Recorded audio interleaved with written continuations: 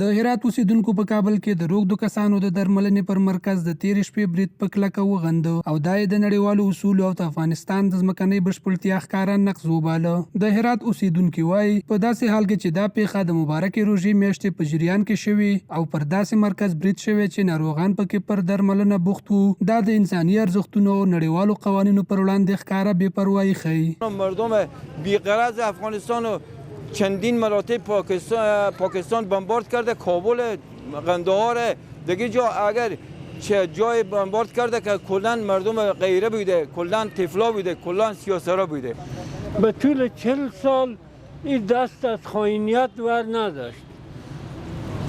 تمام مردم ما، مهاجرین ما بسیار به تحت شکنجه گرفته.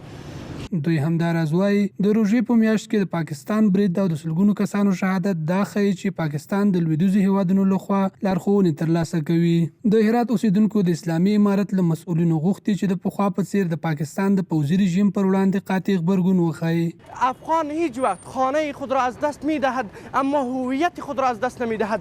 در مقابل هر کشور و هر مستکبری که باشد ما مبارزه میکنیم و هیچ وقت در مقابل پاکستان ما تسلیم شدنی نیستیم. سخت ما واقعا از امارت اسلامی خواهشمندیم که جواب دندان شکن برش بده. این تا جواب بده که به دیگر کشورهای منافق صفت درس پیدا شود.